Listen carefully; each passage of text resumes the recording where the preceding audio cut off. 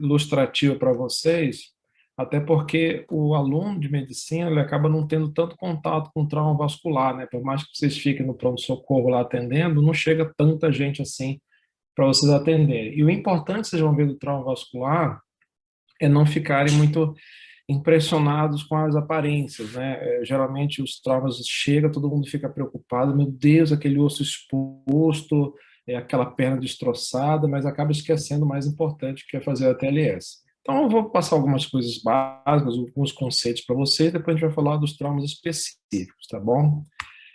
O mais importante da gente lembrar você veja só, esse cirurgião Halsted, né, que inclusive a gente tem uma pinça com o nome dele, foi um dos caras que foram nossos pilares, né, da cirurgia vascular.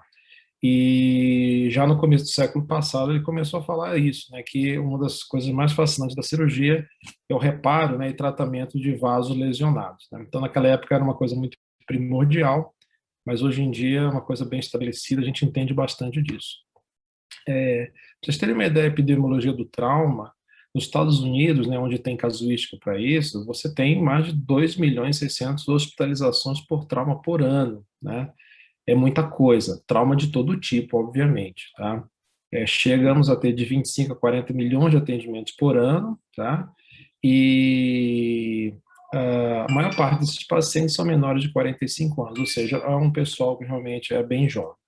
Em relação aos anos de vida produtiva perdidos, você vê que no trauma, como são pessoas jovens, a média é de 36 anos de vida produtiva perdida. Então, esse pessoal que se acidenta, eles param de trabalhar, encostam por auxílio-doença, né? Enquanto em outras doenças, por ser uma faixa etária mais velha, eles não perdem tantos anos de vida produtiva, eles acabam morrendo da vida natural deles, né? A maior parte desses acidentes é porque acidente de carro, ferimento por arma de fogo e quedas, tá?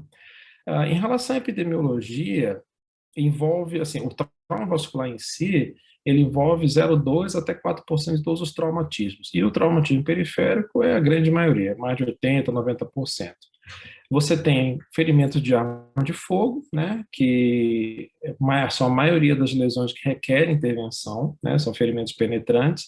Ferimentos por armas brancas, eles já não são tão comuns no nosso dia a dia, né, deu lugar para ferimento por arma de fogo. O trauma contuso são traumas mais leves, né, são traumas mais leves não, são traumas menos incidentes e muitas vezes acabam sendo só submetidos a tratamento clínico. E tem as lesões iatrogênicas, que dá a menor parte dos casos, mas é basicamente devido ao acesso central, cateterismo cardíaco, né? E isso pode levar a traumas vasculares mesmo. A gente vê muito isso em hospital. Você vê, na Primeira Guerra Mundial, as lesões eram assim, praticamente tratadas como amputações, né? A gente está falando de trauma vascular periférico. À medida que as guerras desse século XIX, do século XX foram passando, né, por exemplo, Guerra da Coreia, começaram a ter novas técnicas, novos desenvolvimentos, né, de controle vascular, controle de sangramento. Na Segunda Guerra Mundial, antes, né, obviamente, da Guerra da Coreia, teve muita técnica, muito trabalho publicado, né, como tratar ferimento vascular, até que na Guerra do Vietnã houve uma coisa muito importante, né, houve noção de resgate, de reposição volêmica, né, de compensação, de levar imediatamente para um local especializado. Então, o século XX foi um século muito importante para o aprendizado em relação a como tratar os traumas. Em relação à localização, né, você pode ver aqui, esquema casuístico de 1970 é um estudo que ele fez uma casuística de 30 anos de traumas nos Estados Unidos. Tá? Aqui foi comprovado que cerca de 80% dos traumas estão em extremidades, basicamente porque a pessoa tende a se defender, né? Ela põe a mão na frente, ou então ela acidente de moto, alguma coisa assim, mas a grande maioria dos traumas vasculares se concentra realmente em braço, né? Artéria radial, por exemplo, perna, artéria poplítea, 6%, e vocês podem ver que lesões vasculares abdominais, elas têm uma incidência bem menor. Tá? Em relação à fisiopatologia, a gente tem aqueles três três grandes grupos, né? O primeiro grande grupo é do trauma penetrante. O trauma penetrante, a maioria das lesões, né, que são submetidas a tratamento, pode ser de baixa ou alta velocidade, dependendo do tipo de projétil, do tipo de energia cinética que envolve, tá? Pode levar a uma transecção total ou parcial da artéria, e pode ser também uma perfuração arterial ou venosa devido a uma lesão por fratura. Ou até, por exemplo, por uma broca do ortopedista que está consertando uma fratura. Já vimos várias vezes isso, que seria uma lesão iatrogênica, mas não deixa de ser uma lesão penetrante também. Nas lesões de alta velocidade, ou seja, se a gente está falando de tiro de 38 ou de 22, a gente está falando de um mecanismo de baixo impacto. Mas se a gente está falando de fuzil, de rifle, né, e de qualquer outro instrumento que demanda uma alta energia cinética, as lesões são múltiplas. Então, vai quebrar o osso, vai ferver músculo, vai lesionar tendão e, obviamente, vai estraçalhar os vasos sanguíneos. Então, tem que lembrar sempre disso. O trauma vascular, raramente, ele está isolado. Ele tem alguma coisa a mais junto com ele. O trauma fechado, ele é muito comum na nossa vivência, né? Porém, o que acontece?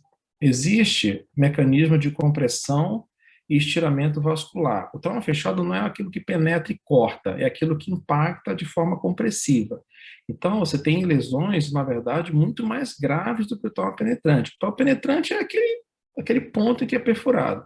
O trauma contuso, ele acaba machucando muito. Por exemplo, um atropelamento. Você tem um esmagamento muscular, estiramentos, lesões neurovasculares, a destruição é mais ampla, e nesses casos o índice de amputação é muito maior. Então, você vê, por exemplo, motoqueiro, quando se acidenta, quebra a perna, é um desastre. Existe uma taxa de amputação de quase 50%. Tá bom? Então, lembrar isso. Bem, quando chega um trauma no pronto-socorro, que vocês vão avaliar, é sempre importante fazer o ABCDE. Tá? Isso chama-se ATLS. Eu acho que eu não vou, isso aqui não é uma aula de ATLS, vocês já devem ter lido sobre isso, vocês estudam sobre isso. Mas, independente do trauma que chega, é para fazer essa sequência. O cara chegou com um trauma, uma fratura exposta na perna. Peraí, mas qual foi o mecanismo do trauma? Ele bateu o carro. E aí ele entrou a perna numa deformidade do carro e acabou quebrando. Puxa, será que ele bateu o tórax? Será que ele teve desaceleração? Ele está hipovolêmico? Ele tem lesão de órgãos viscerais? Ele machucou a traqueia? Ele está ventilando normal? Tudo isso é importante ser avaliado, tá bom, gente? Então, isso aqui é um exemplo clássico. Chega aquele cara com uma facada no pescoço, está todo mundo preocupado com a facada, tem que pensar realmente se ele está com via aérea preservada, se ele está respirando normal, se ele perdeu muito sangue, se tem acesso. Então, isso é super importante. Tá? Como é que a gente identifica lesão arterial? Certo? A gente divide as lesões em dois grandes grupos. Se tem sinais maiores ou se tem sinais menores. O que é isso? Sinal maior é aquele grupo de sinais em que vai me falar que, assim, de cara, esse paciente está com obstrução arterial, meio até isquêmico, eu preciso operar ele e reconstruir o mais rápido possível, senão ele vai perder a perna ou vai fazer alguma coisa. Isso aqui a gente está falando de membro, tá, gente? Obviamente que sem abdômen é um pouquinho diferente. Mas quais são os sinais maiores? Hemorragia externa, né, aguda, arterial, hematoma em expansão, então você vê que aquele hematoma está crescendo, veia não vai causar hematoma em expansão, geralmente é artéria. Frêmito palpável, então sopro audível, é super importante lembrar disso. Ausência de pulso e a isquemia. A isquemia a gente vê pelos famosos 5 Ps. O que são os 5 Ps? Aqui eu coloquei em inglês, traduzindo seria palidez, parestesia, que seria aquele formigamento, né, déficit neurológico, deficiência de pulso, paralisia, que é o déficit motor, e dor, né, que seria o quinto P. Então, se tiver isso aqui, já é sinal vermelho, tem que fazer alguma coisa. Se o paciente chega com sinais menores, ou seja, história de sangramento no local do acidente, não está sangrando mais.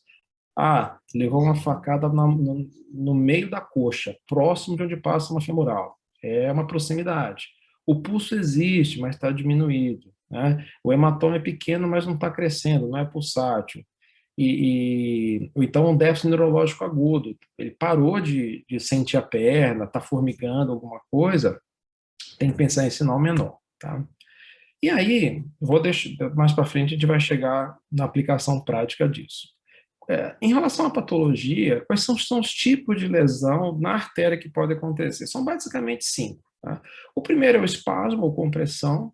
Isso pode, na verdade, não tem uma lesão arterial especificamente, mas a artéria ela pode simplesmente contrair ou pode estar sendo comprimida por um hematoma, por alguma outra massa externa, certo? A lesão intimal nada mais é que uma laceração na íntima, realmente, uma falha da íntima. Isso geralmente não é oclusivo, ou seja, o sangue está passando numa boa, mas pode gerar complicações a longo prazo. Você tem a transecção, que é o corte, simplesmente ela foi cortada, seja por um osso que fraturou, uma faca, um tiro, ou então que arregaçou totalmente, a artéria partiu em dois. Você tem hematomas intramurais, ou seja, é feito um hematoma na parede do vaso. Assim como a lesão intimal, isso aqui não restringe fluxo, o fluxo está passando tranquilamente. E você tem o pseudoneurisma. Né? O pseudoneurisma não é uma aula também para te falar de pseudoneurisma, mas basicamente o pseudoneurisma é uma laceração no vaso e é formado, né, um abaulamento, né, ou então uma hematoma para fora desse vaso que é contido pelos tecidos adjacentes. A gente vai mostrar algumas imagens de pseudoneurismos, vocês vão entender um pouquinho melhor sobre isso. Em relação a tempo, né? Ontem a gente operou um caso do menino e até hoje eu comentei lá no pronto-socorro com algum dos internos lá do quinto e sexto ano sobre isso daqui. É sempre importante a gente lembrar o que é isquemia e o que é reperfusão. Então veja bem, toda vez que você corta a circulação de um membro ou de um órgão, ele vai entrar no processo de isquemia, certo? Isso é uma linha do tempo. Esse órgão, ele pode simplesmente morrer por isquemia, ele vai ficar em anóxia, vai ter morte celular e esse membro vai necrosar. Se você consegue restaurar a circulação por meio de uma cirurgia, uma angioplastia, geralmente no trauma de uma cirurgia, você vai jogar sangue de volta onde estava isquêmico. Só que essas células, elas estavam no estado de funcionamento anaeróbio. Elas vão começar a receber oxigênio novamente. Isso vai gerar radicais livres, vai gerar lesão intracelular muito elevada, vai entrar muito sódio na célula, e isso vai dar uma complicação muito grande e a célula vai entrar em processo de apoptose e morte celular. Só que isso vai ser ampliado. Vai liberar mioglobina, né? E isso pode cair na corrente sanguínea, que geralmente corre. Essa mioglobina, ela vai depositar em rim, ele começa a fazer insuficiência renal, vai ter depressão miocárdica. Então, você tem o binômio isquemia seguido de lesão de reperfusão. A lesão de reperfusão, muitas vezes, é pior que a própria isquemia. Tá? Então, tem casos que a gente vê, puxa, se eu revascularizar esse membro, esse cara vai morrer. Então, tem vezes que a gente amputa primário para salvar a vida do paciente. Sempre lembrar isso, tá certo? Ó, como é que a gente faz a avaliação inicial do paciente que chega? Chegou, trauma, primeira coisa, a ATLS. A gente vai fazer via aérea, respiração, controle de hemorragia, né, exposição, avaliação neurológica, tudo que o ATLS manda. Na exposição, né, a gente vai ver como está a parte circulatória de extremidades. E aí, primeira coisa, a gente vai palpar. Tem que botar a luva, tem que tirar, geralmente ele está numa maca, você vai tirar todo o invólucro que chega pelo SAMU, pelos bombeiros, e a gente vai palpar pulso, vai ver deformidade óssea, vai ver se está alinhado, vai tentar sentir pulso. Um dos mecanismos que a gente usa para auxiliar a detecção de fluxo é o Doppler portátil, aquele sonarzinho que vocês conhecem muito da obstetrícia, certo? Mas aqui a gente usa uma canetinha parecida com essa para poder detectar realmente o fluxo na região. O Doppler portátil, ele é muito bom. Se ele não tiver sinal nenhum, ou seja, não tem sangue, circulação chegando. Mas se tiver fluxo, se você conseguir detectar uma coisa passando, não quer dizer que a artéria está normal. Por exemplo, esse caso aqui é de uma lesão de artéria axilar. Você vê, o fluxo distal está preservado, mas aqui tem um sangramento ativo. Por mais que o lumen da artéria esteja preservado do sangue indo para baixo, ou seja, vai dar fluxo, tem um pseudoneurisma aqui na região e tem que ser operado isso aqui, com certeza. Então, ela tem pouca valia no trauma. Né? Ela é um bom preditor positivo, mas é um péssimo preditor negativo. O Doppler é muito legal de ser utilizado, ele detecta flap, ou seja, aquela a íntima quando está solta por uma lesão, pseudoneurismas, tromboses, fístulas e tudo mais. Pode ser um exame de triagem. Porém, ele não é usado em todo lugar. Muitas vezes tem sangue, tem hematoma, o paciente está instável, a pressão está baixa, está agitado. Então, assim, ele é um ótimo exame para detectar alguns pontos. Femoral, poplite, algumas artérias distais, abdômen já é ruim, você não vai ver nada no abdômen com Doppler, membro superior você consegue ver, carótida você consegue ver um pouco a coisa, tá? Agora, angiografia, por mais que existam métodos mais novos, a angiografia ainda assim é o nosso padrão ouro para a detecção de trauma vascular.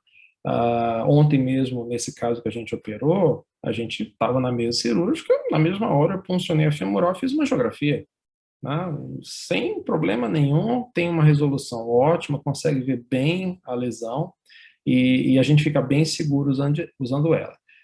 Na maioria dos casos, no trauma, a angiografia deve ser utilizada na sala cirúrgica, na hora que você vai estar pensando em operar esse paciente, certo? Agora, se o paciente tiver sinais menores, ou seja, ele fez um trauma, fez um hematoma, mas ele está bem, está com pulso, a gente quer ver se tem algum trauma existente, você pode programar de fazer numa sala de hemodinâmica, com uma punção bonitinha, eletiva, como se fosse um cateterismo programado. Logicamente, você não vai esperar uma semana para fazer isso, você vai fazer no mesmo dia ou no dia seguinte. Agora, no caso do paciente agudo com sinais maiores, tem que colocar na mesa e já fazer. Esses aqui são exemplos, né, de algumas lesões vistas por arteriografia. Essa primeira aqui você vê um hematoma intramural, certo? Tem uma falha de enchimento da artéria poplítea atrás do joelho. Aqui nessa figura do meio, você vê que o contraste ele chega até mais ou menos a linha da articulação do joelho e depois para. E olha embaixo o que é que tem. Fratura de tíbia grave, tá? A mesma coisa aqui. Aqui você está vendo uma fratura de fêmur distal grave, a artéria femoral superficial desce e chega aqui, antes do final da coxa, ela tem uma parada completa. Diferente da doença aterosclerótica, em que é uma obstrução longa, que vai ocorrendo com o tempo, aqui simplesmente não dá tempo de formar a circulação colateral. Então, na hora que tem o stop de sangue pelo trauma, acabou, não chega sangue mais para baixo. Quando a gente vai fazer angiografia, se alguém já teve a oportunidade de acompanhar a gente em angiografia, você vê que tem múltiplas circulações colaterais descendo até o pé, no paciente crônico. Aqui é totalmente diferente, certo? Outro exemplo, isso aqui é um tiro em artéria axilar esquerda, e aqui é uma angiografia da artéria subclave esquerda. Tá? Se vocês não estão lembrados muito bem da anatomia, aqui a gente tem a artéria subclave, o comecinho dela, imediatamente após a saída da aorta, então ela dá vários ramos, o primeiro ramo é a artéria vertebral, esse ramo que está descendo aqui é a mamária interna, aquele que o cirurgião cardíaco adora fazer implante, né, para revascularizar descendente anterior no coração, e a gente está vendo a artéria subclave vindo, né, passou a clavícula, passa a chamar de artéria axilar, e aqui não tem mais nada, simplesmente tem uma ruptura arterial com extravasamento de contraste. Isso é um sangramento agudo. Agora, você faz angiografia e fica olhando? Não, você põe um balão de angioplastia, insufla e para, pelo menos, de sangrar. E aí você pensa com calma o que vai fazer. Né? Está sangrando, vamos abrir. Você vai matar o paciente. Então, eu sempre falo para os pacientes e para os alunos, toda vez quando a Copasa vai trocar cano na rua, a primeira coisa que eles fazem é fechar o registro. Vascular é exatamente igual. Você tem que fechar antes e fechar depois para ver onde está o problema, onde está o buraco. Aqui é um outro exemplo de algumas lesões. Então, você vê uma artéria poplítea, né? Ela está descendo, bonitinha e tal, mas só que você não vê nada. Por quê? Porque tem prótese de joelho aqui. Essa parte opaca que tá impedindo a visibilização da artéria é uma prótese de joelho total. Aí, se você rodar o aparelho, né, fizer uma outra incidência, você vai ver que tem um extravasamento. Tem uma laceração na artéria com extravasamento, formação de um hematoma, e foi tratada por meio de implante de mola. Se vocês conseguem ver aqui, algumas molazinhas, né, que são um material que faz a oclusão do vaso e você consegue tratar isso de uma forma elegante por via endovascular. Abrir esse joelho para dar um ponto nessa artéria aqui não é algo muito prudente se você tiver condições de fazer um tratamento endovascular adequado.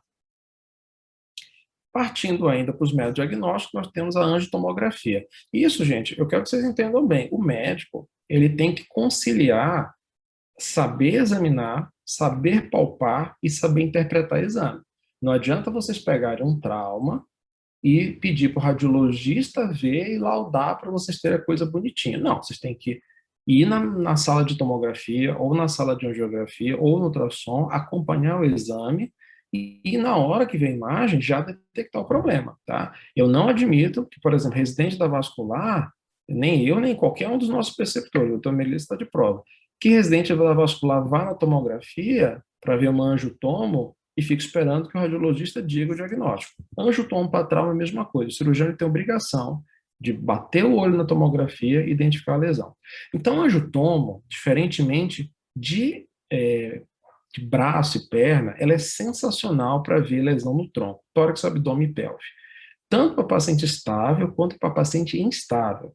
Antes da tomografia, a gente tinha pouca coisa para fazer. Hoje em dia, a gente tem realmente, as tomografias são sensacionais, a gente consegue ver bastante coisa. Por exemplo, aqui, um olho treinado, ele bate e já vê. Obviamente, você tem que ter uma história clínica anterior. Então, esse paciente, ele foi uma lesão, um acidente de carro, e ele simplesmente esmagou o flanco esquerdo. O que a gente consegue ver aqui, vocês estão conseguindo ver o baço, né? Aqui onde tem isso aqui é o estômago. Vocês estão conseguindo ver o meu mouse, não? Sim. Tá, né? Então, o meu mouse está em cima do estômago. Isso aqui é a mucosa estomacal, esse aqui é o nosso baço. Essa lâmina de contraste é extravasamento, é sangue saindo do baço. Isso aqui é um tempo mais inicial. Se a gente deixar um tempo mais tardio, a gente vai ver que esse sangue continua locado aqui. No caso, o contraste ficou opacificado. Isso aqui é uma lesão esplênica grau 2, certo? Que muitas vezes é tratada apenas de forma clínica, observacional, certo? Sem grandes problemas. Mas a gente não vai entrar nesses detalhes. Aqui também é uma outra coisa, você vê um raio-x de tórax inicial, você vê que tem um alargamento de mediastino, você vê que a silhueta cardíaca não está legal, esse paciente teve um trauma torácico, foi para a tomografia, foi observado a aorta, essa aqui é a nossa aorta torácica ao nível da crosta, quando ela faz essa curvinha aqui, tá? Essa veia mais opacificada é a veia cava superior, ela está descendo para o coração e a aorta está vindo aqui. O corte em B é mais ou menos aqui, ó, ela está pegando o ar. O corte em C, ele é um pouquinho mais baixo, exatamente aqui. Esse corte em C, a gente consegue ver a aorta ascendente e a aorta descendente. Ela fez o arco e desceu. Se vocês olharem com bastante calma, tem uma lesãozinha bem aqui, ó. Tá? Isso aqui é uma dissecção, é um flap na aorta. Tá? E aí esse paciente foi com uma angiografia, provavelmente para pensar em tratamento, e a gente acabou vendo que tinha essa laceração. E esse caso foi feito, se você tiver um aparelho e faça uma reconstrução, você consegue ver, inclusive, essa laceração por reconstrução tridimensional. Aqui, por exemplo, é uma angiotomografia de um tiro, que passou raspando, cortou o pulmão esquerdo para quase todo. Você consegue ver a laceração pulmonar, a perda de tecido. E aí a própria tomografia, você consegue reconstruir. Poxa, teve lesão vascular? Não teve? Aqui viu que não teve. Essa aqui é a artéria subclávia e em continuação com a artéria axilar. Então, para lesão de tronco, a angiotomo com contraste é muito boa. Independente se o paciente está instável ou estável, certo? Outra imagem aqui interessante. Esse paciente também levou um tiro em abdômen. Você vê que aqui é o resquício do projétil alojado no flanco esquerdo, do hipocôndrio direito. É uma panorâmica de raio-x. Toda vez que tem tiro, você tem que fazer um raio-x para saber onde está o projétil. Isso é super importante. Raio-x é fantástico para isso. E na tomografia, o que é que a gente conseguiu ver? O rim direito, com um baita hematoma capsular, e essa bolota dentro do rim. O que é isso? É um pseudoneurismo. Um corte um pouquinho mais baixo, a gente consegue ver essa laceração. Então, isso aqui é uma lesão renal grave e essa lesão tem que ser tratada. Como a gente vai tratar isso? Geralmente por via endovascular. A não ser que você esteja no hospital sem nenhuma condição de fazer nada, você vai botar na mesa e tirar esse rim desse paciente. Mas se você puder, coloca um cateterzinho, coloca uma mola, emboliza com uma cola que funciona muito bem. Isso aqui também é o caso, né? É o mesmo paciente, foi feito cateterismo, injetou o extravasamento de contraste, a laceração renal e aqui a embolização com algumas micromolas, que são materiais metálicos que ocluem o vaso. Obviamente que vai ter perda de rim, mas essa parte que perdeu já está perdida mesmo. O importante é preservar o resto. Ó, uma angiografia dessa, você preservou praticamente 60% do rim ou até mais. É um sucesso fantástico mesmo. Em relação ao tratamento, sinais maiores, você tem que imediatamente tratar com o cirurgião, de preferência vascular, leva para a sala cirúrgica, angiografia e sala em exploração. Sinais menores, você tem que fazer, vê se o paciente está bem, reanima, deixa a compressão, imobiliza, reduz fratura, faz os exames direitinho e reavalia, tá bom? Então, sem muito estresse, tem que resolver o mais rápido possível, mas se o paciente está sangrando, está perdendo sangue, está com hematoma pulsátil, tem que tratar o quanto antes. Estratégia operatória, nós temos vários tipos de estratégias para corrigir isso. Uma delas é a laceração, que seria o corte, né, o rasgo na artéria, você vai tratar por meio de uma sutura simples, aqui no caso do B, ou de um remendo com veia. Às vezes, na sutura, você acaba estrangulando a luz da artéria, e aí você acaba tendo que colocar um remendozinho, tá, para poder essa luz continuar ampliada. Aqui vocês conseguem ver o remendo sendo colocado. Isso é quando não tem uma transecção total. Se transeccionou totalmente, você tem duas opções de fazer. Ou você faz uma sutura término-terminal, tá, que isso aí é uma coisa que é possível de ser feita. Simplesmente você corta a borda que está irregular, aproxima e costura de novo. Tá? Ou, se a transecção é muito grande, você pode fazer um bypass. Você pode fazer um enxerto daqui para cá, usando uma veia, e é um conduto muito bom e funciona muito bem. Tá? Ligadura. Quando é que a gente liga vaso? Ah, pode ligar o vaso? Pode. O vaso que a gente recomenda não ligar, por exemplo, é carótida, porque pode causar uma isquemia grave, né? Então, carótida geralmente a gente opera. Mesmo ela estando trombosada, a gente tenta limpar ela e, e revascularizar. Artéria ilíaca externa e femoral comum, se você ligar, tá sangrando muito, tá, beleza, você pode até ligar em casos extremos, mas a probabilidade desse paciente perder a perna ou morrer devido a isso é muito alta, tá? E veias, praticamente todas as veias podem ser ligadas, inclusive a veia cava inferior. A única veia que a gente não liga, porque provavelmente vai levar o paciente a óbito, é a veia porta, porque ela é responsável pela maior parte do suprimento do vaso sanguíneo, do fígado, logicamente. Né? Em relação a estratégias operatórias, nós temos o shunt, certo? O shunt, quando é que a gente usa? Ele pode ser utilizado temporariamente quando há risco de perda de membro. São rapidamente confeccionados com equipe de soro estéreis ou drenos torácicos. Seria mais ou menos isso. Então, vamos dizer que o cara pegou, fraturou a perna, fraturou o membro, eu preciso consertar o osso, que está todo arrebentado, mas a perna dele está muito isquêmica. Quem vai fazer primeiro? Eu chego, coloco um shunt, que é um desvio, deixo o sangue passando para a perna, enquanto isso o ortopedista vai fixando. Na hora que ele terminar de fixar, a gente vai lá e conserta o que tem que consertar. Então, isso é uma técnica, é uma opção para ser utilizada. Tá? Em relação aos traumas específicos, eu vou tentar passar bem rapidamente, para a gente não ficar muito perdido, tá? Trauma de carótida. Trauma de carótida, a maior parte deles é na zona 2, ou seja, na zona que vai entre a cartilagem tireoide e o ângulo da mandíbula. Então, essa zona, praticamente metade dos traumas são lá, podem gerar taxas grandes de AVC e está associado a mortalidade grande também. Bem, quais são os sinais maiores no trauma de carótida? Choque, hipotensão, sopro, hematoma em expansão, ou então lesão de via aérea. Sinais menores também é meio que repetição. História de sangramento, hematoma estável, uma lesão próxima ao trajeto vascular. Aí vem dor à deglutição, enfisema subcutâneo, sangramento, né, vômito com sangramento, lesão nervosa associada. Então, tudo isso pode levar a pensar que possa ter um trauma associado.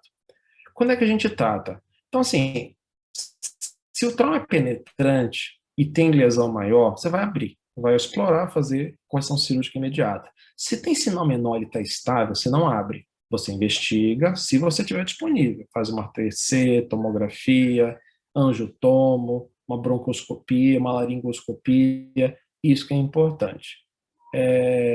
Então, a gente evita ficar abrindo toda a carótida. Se você está num local que não tem tudo isso, é um hospital simples, que você tem suspeita de lesão neurológica, é melhor se abrir, explorar e ficar feliz, dizendo que não tinha nenhuma lesão, do que deixar uma lesão lá 1, 2, 3 dias e ninguém resolver, certo? O acesso, basicamente, é por meio de cervicotomia. A gente faz uma incisão, certo? E acessa os vasos. É uma incisão anterolateral, anterior ao músculo escleromastoide. Se for zona 1, ou seja, aqueles vasos mais proximais, muitas vezes a gente tem que fazer toracotomia, com esternotomia, e zona 3, que é essa zona alta, já acima da mandíbula, é praticamente inacessível. O que mais você vai conseguir fazer é botar gás e compressa, botar uma sonda de Foley, insuflar um balão para parar de sangrar. Mas você não vai ter acesso fácil a ela, não. Tá? Opções da carótida, basicamente, é ressecção. Então, a gente resseca e põe um enxerto de safena. Isso é possível fazer. Ou você pode usar a própria carótida externa e reimplantar, no caso de uma lesão. Então, assim, não existe receita de bolo. Você vai ter que ver a lesão, ver como é que vai ter que ser feita. Tem várias técnicas que podem ser feitas e, obviamente, que a gente não vai detalhar cada uma aqui. Trauma torácico, é muito importante conhecer a anatomia da aorta ascendente, descendente, o arco, as artérias intercostais. Esse acesso, esse conhecimento do vaso é importante para você chegar. Você nunca vai abrir um trauma torácico de uma forma eletiva, sempre é na urgência, paciente chocado, muita gente olhando, falando, sangue na sala.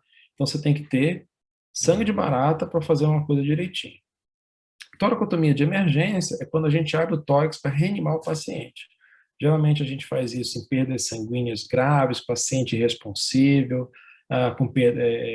que ele precisa realmente ter um batimento cardíaco. Então você vai abrir o tórax, vai fazer o clampeamento vascular que for necessário e vai bombear o coração, fechar a aorta, fechar alguma artéria importante. Geralmente a gente indica em caso de sangramento muito extenso. Aqui eu queria só fazer uma correção. Na verdade, toracotomia, aqui eu falei na emergência, né? Na emergência é basicamente isso. É quando o paciente está com o tórax estável, sangrando. Eu confundi aqui na hora de falar com toracotomia de emergência. Toracotomia de emergência, você abrir o tórax para massagear o coração e clampear a aorta. É um pouquinho diferente. Aqui, no caso, a gente está falando de paciente que está sangrando muito, está instável, e você precisa realmente conter esse sangramento. Várias vias a gente pode utilizar para poder acessar o tórax. A esternotomia mediana, principalmente quando é lesão de coração direto. Aqui você pode fazer uma esternotomia em alçapão, que a gente fala, né? E realmente você vai cortar a clavícula, desinserir a clavícula, cortar o externo e abrir inframamilar e resseccionar. Isso aqui é um trauma muito grande para o paciente, geralmente em casos que a sobrevida é realmente muito baixa. Toracotomia anterolateral no quarto espaço intercostal, você pode fazer uma incisão realmente, uma bitoracotomia, e tem várias opções para você fazer, dependendo do que você vai tratar. Nos pacientes que têm trauma torácico, sobrevivem a ponto de chegar ao pronto-socorro, a gente tem que pensar em contusão, laceração pulmonar, lesão de hemopneumotórax, ruptura da aorta, ruptura de diafragma com hernia diafragmática, tamponamento cardíaco. Então, geralmente, a gente vai fazer nesses pacientes, se a gente conseguir, raio-x e tomografia, certo? Às vezes a gente vai conseguir operar, tem vezes que a gente vai conseguir fazer um enxerto de aorta ou então um tratamento do vascular. Lembra, gente, que esse paciente é um sobrevivente, é o cara que conseguiu chegar no PS bem, tá? A maioria dos pacientes vão morrer no sítio realmente de trauma. Então, por exemplo, isso aqui é um trauma de aorta, parecido com aquela primeira imagem que eu mostrei para vocês, em que o tratamento foi feito com colocação de um stent revestido com endoprótese de aorta para tratar aquela laceração. Um procedimento que é feito muitas vezes até com anestesia local, pela região inguinal. Em relação ao trauma abdominal, a gente precisa definir exatamente onde a gente tem a lesão. Então, é feita uma divisão em 3 zonas. A zona 1 envolve os grandes vasos, a aorta, a cava, a mesentérica, tronco celíaco. A zona 2 envolve renal, tá? Basicamente rins e as outras estruturas. E a zona 3 são os vasos pélvicos, certo? Novamente, o mecanismo de lesão, 90% dos traumas são de origem penetrante, tá? É aquilo de novo, tiro, facada, iatrogênico. Os traumas contusos, eles vão se dar basicamente por compressão maciça, desaceleração brusca, ou então lesão de vértebras. Você vai lá, fratura uma vértebra de pelve, essa vértebra, ou então esse osso, ele vai lá e corta uma artéria ilíaca ou uma veia ilíaca, por exemplo. Existe uma apresentação muito variada, os pacientes podem vir instáveis e desestabilizar ao longo do atendimento deles, ou então, às vezes, eles chocam, existe uma trombose do vaso e essa trombose ela causa hemostasia. O paciente está chocado, mas ele não está sangrando mais. Isso também pode acontecer. Isso aqui é um caso, por exemplo, se você tem um tiro de arma de fogo e paciente estável, um raio-x simples de pelve ajuda muito. Então, você vê um projétil, né, com resíduo do projétil nessa lesão e o paciente hipotenso. Então, imediatamente você vai ver que é um sangramento de vasos ilíacos e você vai optar por uma abordagem direta. Aqui, um ferimento por arma de fogo, em que você vê uma desvascularização da renal direita. Se vocês verem a renal esquerda, olha como ela está mais opacificada. Aqui o tiro pegou exatamente no hilo renal e não está vindo muito contraste para o rim direito. Passando rapidamente, o princípio de tratamento basicamente é controlar sangramento e contaminação. Até porque, se você fizer reconstrução vascular complexa, você vai ter que fazer algum enxerto, alguma rafia, e se tiver fezes, líquido entérico associado, você pode contaminar, e é por isso que praticamente a gente não usa prótese. Muitas vezes o paciente está chocado, está sangrando, está hipotenso, e a reconstrução vascular necessária é muito grande, pelve. O que você faz? Você empacota. Você entope de compressa, deixa lá para fazer hemostasia, no dia seguinte você abre se o paciente estiver vivo, certo? Muitas vezes você vai ligar e tirar. Então, por exemplo, o baço sangrando, paciente chocado, você não perde tempo. Você faz uma esplenectomia. Ou um rim também. Você tira um dos rins e deixa outro para segurar. Isso, obviamente que isso não é sempre a primeira opção. Hematomas retroperitoneais penetrantes, você tem que tirar, tem que explorar todos, certo? Exceto se o hematoma atrás do fígado. Nos hematomas retroperitoneais contusos, raramente a gente mexe. Geralmente a gente faz uma exploração em algumas zonas, em outras a gente prefere não tratar de forma tão invasiva, porque no contuso, que nem eu falei, a lesão é múltipla. Então você tem hematoma, tem laceração de mucosa, esmagamento muscular. Tentar abrir para tentar consertar nem sempre é uma boa opção. Então, algumas opções que a gente tem de acesso de vasos, se a gente quer acessar, por exemplo, veia cava, rim direito, o pedículo hepático, o duodeno, a gente vai fazer uma manobra de Catel, que é fazer essa incisão desde o seco até o duodeno e do duodeno até o hilo renal. Se a gente quiser, por exemplo, acessar a aorta abdominal, artérias ilíacas, rim esquerdo, baço, a gente usa muitas vezes manobra de Mattocks, que é semelhante ao Catel, só que do lado esquerdo. Uma outra opção também que a gente tem para tratar, isso aqui é uma coisa assim que é descrito, eu particularmente nunca fiz, não sei se a doutora Melissa teve a oportunidade de fazer, isso é uma manobra heróica que a gente fala, são aquelas lesões de cava retrohepática, em que está tendo sangramento muito vultuoso, você não consegue controlar, você mete um balão na veia cava inferior, insufla e vai pensar o que é que você vai fazer. Ou então criar um desvio de sangue. Mas isso aí realmente são pacientes praticamente que não sobrevivem. Outra coisa importante é quando você tem lesão de fígado, você corta o suprimento do fígado. Então faz uma manobra de Catel, pega o pedículo hepático e mete um clamp e interrompe. Pelo menos para o paciente parar de sangrar até você recompor o que ele perdeu e abordar de uma forma melhor. Muitas vezes está tendo sangramento abdominal grande, você não consegue achar nada, não adianta querer dissecar e achar aquele vaso. Você pega um ponto e faz umas suturas malucas lá mesmo, profundas, para poder conter sangramento, certo? Passando rapidamente trauma de extremidade, estou quase acabando. Os princípios, como o trauma vascular mais comum, os princípios básicos, basicamente, perdão, aplicar os princípios básicos, que é conhecer a anatomia, fazer o exame físico, que nem eu falei para vocês, e a meta é restabelecer a circulação o mais rápido possível. Que nem eu falei, controle proximal, controle distal, reparo primário, ou seja, costurar, muitas vezes usar uma veia de conduto, uma veia safena, né? Se precisar usar um shunt, consertar o trauma ortopédico e cobrir. É importante cobrir aquela artéria, aquele enxerto, aquele reparo que vocês vão fazer. Não pode fazer um ponto e não deixar músculo em cima. Ele vai sangrar, vai infeccionar e tudo mais. A ligadura pode ser feita em algumas circunstâncias, principalmente artérias distais. Ah, sangrou uma artéria radial, o paciente está instável, liga a artéria radial, liga a artéria tibial posterior, desde que as outras estejam funcionando bem. Muitas vezes você precisa ligar a veia poplítea, não dá para consertar ela, só que isso envolve uma taxa de amputação muito alta. E em alguns casos a gente tem que fazer descompressão da musculatura por meio de uma fasciotomia. Então as fasciotomias, elas nada mais são que incisões na pele e na face que recobre o músculo, de forma a permitir que o músculo se expanda e ele não fique tenso e demasiado dentro do próprio compartimento. Isso pode causar lesão neurovascular muito grave. Então, você vê a fasciotomia, a gente faz incisão grande e deixa o músculo exposto. É feio, é horrível, o paciente até fica meio sensibilizado, mas é importante fazer porque salva a perna do paciente. Em alguns casos, a gente vai fazer a amputação primária.